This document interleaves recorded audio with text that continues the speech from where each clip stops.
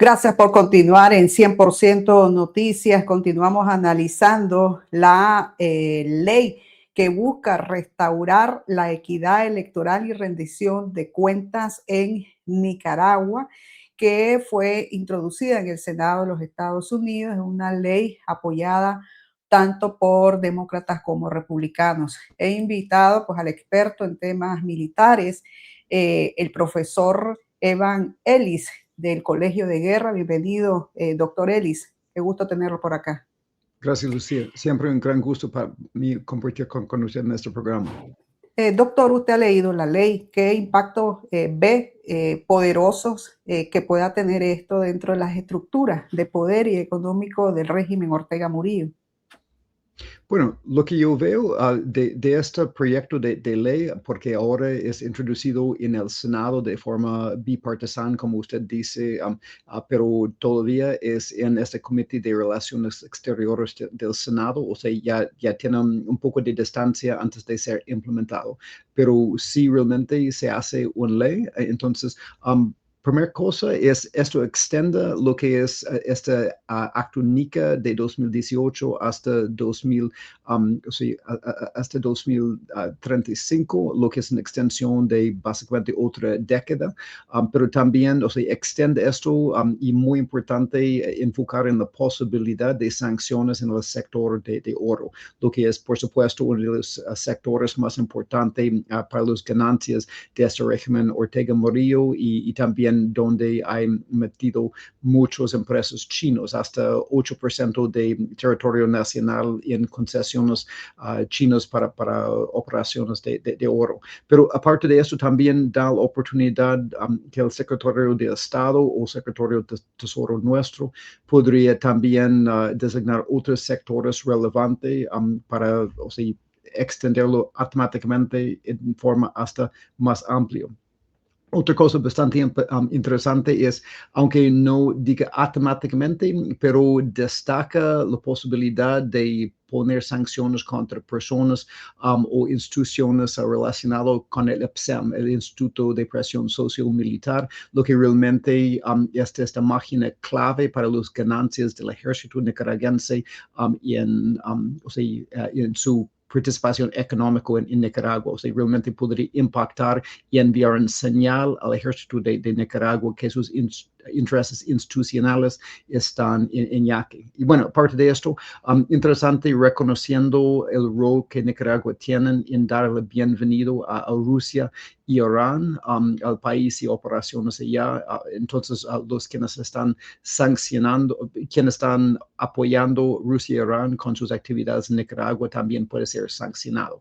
Curiosamente, no menciona China en esto, eso es una cosa un poco inusual, pero y también da una manera que si hay elecciones en Nicaragua libre y realmente una reforma importante, da la manera en que el Departamento de Estado puede poner un fin de estas sanciones antes de 2035 y ciertas categorías de cosas que busca para obtenerlo, o sea, en cuanto a reformas en una autoridad electoral real, independencia judicial, reforma policial, participación de disidentes y opositores. Entonces, realmente permite una extensión, pero también una serie de categorías que enfoca más en Rusia y Irán, que enfoca más en los intereses del ejército para enviar un señal.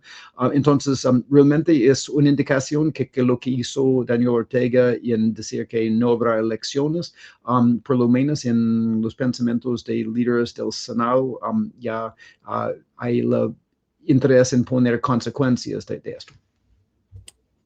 Sí, precisamente usted menciona que esto es como una señal para el ejército de Nicaragua, con esto que la ley añade específicamente a los oficiales del Instituto de Previsión Social Militar IPSM con objetivos prioritarios de esas sanciones. El IPSM ha sido de alguna manera el brazo financiero de las Fuerzas Armadas nicaragüenses. ¿Considera que esta medida es suficiente para generar una fisura en la lealtad de los altos mandos del ejército hacia Daniel Ortega?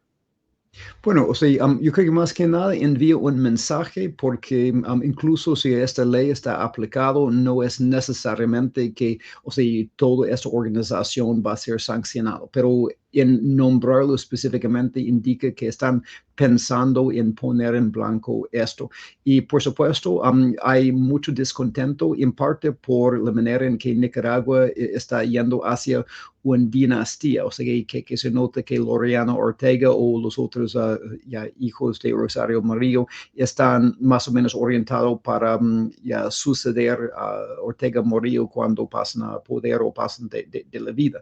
Y para los dentro del sandinismo, fiel a los ideales de la revolución y también los en las Fuerzas Armadas que creen en profesionalismo, esto es cierta manera de decir, mira, esto es una locura, ustedes deben pensar en realmente sus valores y integridad institucionales, aparte de lo que ustedes han hecho hasta ahora para apoyar el régimen.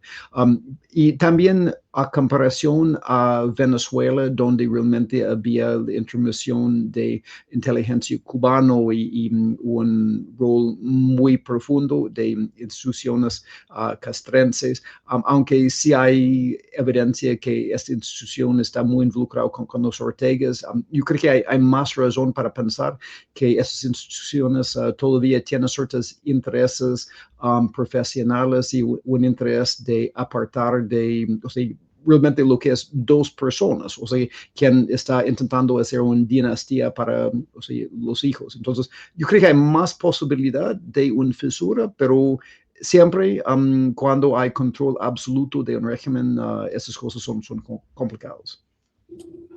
En el análisis que hace, doctor, ¿qué podría generar una fisura ya pues, entre las fuerzas militares y Ortega? ¿O las fuerzas militares van a esperar a que Ortega muera para que esa fisura quede expuesta?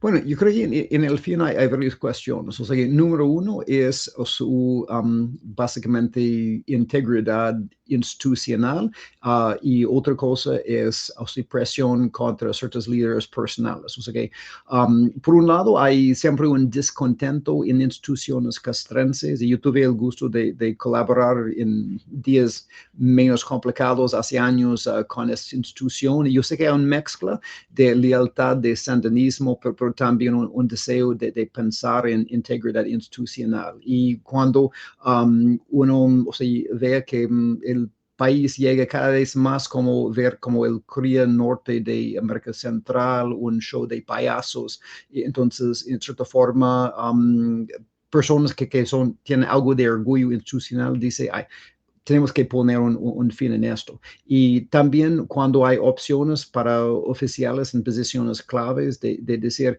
mira, uno puede tener dos opciones, quedar sancionado, aislado con sus intereses económicos bajo yaque o puede cooperar con fuerzas democráticas en una transición. Entonces, yo creo que ese tipo de negociaciones que siempre necesitan ser discretos, y si no están con cortocircuito por inteligencia cubana o otras fuentes de inteligencia, podría dar algo, pero de nuevo, siempre hay el peligro cuando unos oficiales empiezan a pensar así, que siempre las fuerzas de contrainteligencia, etcétera, pueden ya eliminar, aplastar esto. Entonces, difícil en una dictadura de hacer esos tipos de cosas, pero con esa combinación de incentivos y orgullo institucional, todavía algo es posible, pero yo creo que estamos un poco lejos de esto en este momento.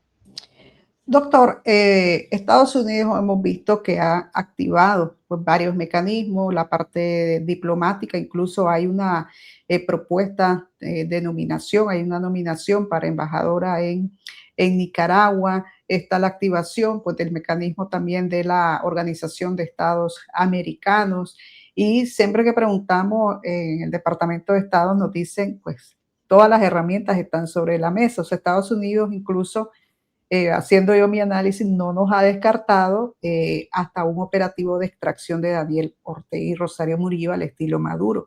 ¿Cree usted de que el hecho que no lo descarten es que pueda ser posible? Yo creo que, en cierta forma, ahora los Estados Unidos, en mi opinión personal, tienen ciertas exigencias en corto plazo. Uno, obviamente, es esta situación en el Golfo Pérsico. También, no sé, esta cuestión de manejar la situación en Venezuela, especialmente después de los terremotos allá. Y bueno, hay la cuestión de Cuba y cómo ha expuesto estos documentos recién publicados del Departamento de Estado.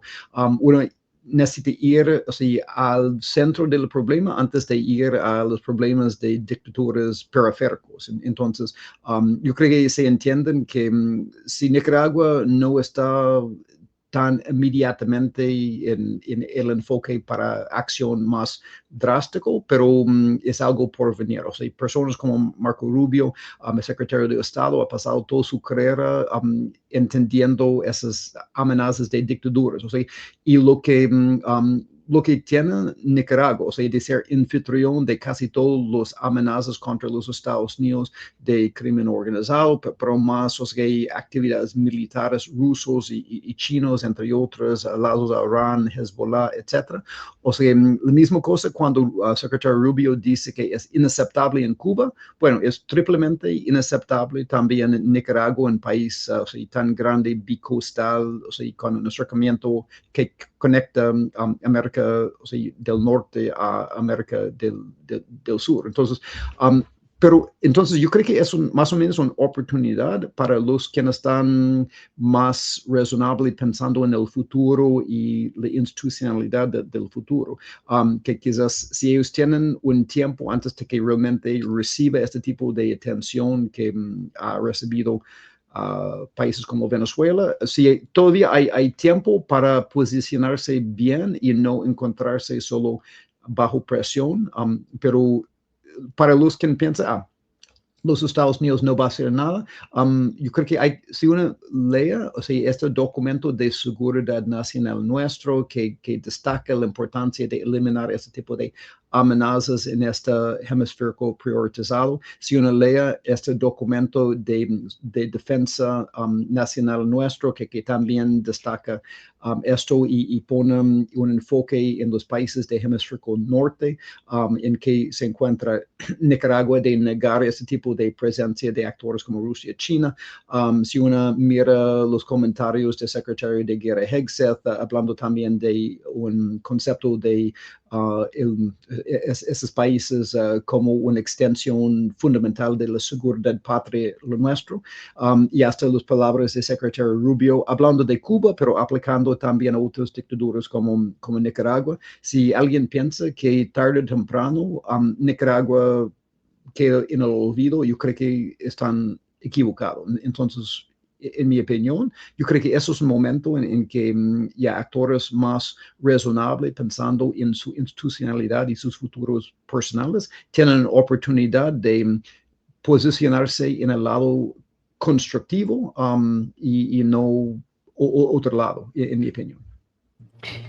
Doctor, que ¿cómo agrava precisamente hablando de este tema y en la ley también se recoge el tema de Rusia e Irán, la colaboración que incluso pues ha prestado Nicaragua al régimen iraní desde la década de los 80 y con Rusia que lo remontan con el respaldo que han dado a esta invasión de Rusia a Ucrania? Entonces, ¿cómo eso refuerza todas esas amenazas, verdad, que Estados Unidos pues las tiene plenamente ubicadas acá en el hemisferio y qué acciones se pueden esperar? Bueno, yo creo que eso es un mensaje multidimensional, más que nada. Uno es poner en recuerdo que los Estados Unidos y especialmente, o sea, senador Kane y senador Cruz y los otros quienes apoyan este proyecto de ley, da cuenta la importancia del rol de Rusia y Irán. Yo creo que también es un señal al ejército y señal a los en el gobierno que quien está dando el bienvenido en ejercicios y negocios poco transparentes, indebidos, que esas personas en Nicaragua pueden ser como bajo el enfoque. En el fin de cuestión es exactamente contra quién ponen sanciones después de aplicación de esta ley. Y esto da mucha discreción al ejecutivo nuestro, a la administración de Trump en este momento, de realizar estas determinaciones de cuánto y hasta quién. Yo creo que eso no va a impactar tan directamente Irán específicamente y Rusia específicamente, porque sus intereses en Nicaragua son menores, pero yo creo que envía un mensaje a los en Nicaragua que tiene más directamente intereses, negocios con esos actores, especialmente en lavado de oro y cosas así, que esto parte específicamente es bajo lupo. Entonces, yo creo que es un mensaje a los que podrían ser los colaboradores institucionales o parte de la solución o parte del problema en unos meses, más que nada. Muchas gracias, doctor, por haber estado acá con nosotros. Siempre un gran gusto de conversar con usted, Lucía. Hasta luego. Nosotros hacemos una breve pausa y regresamos con más.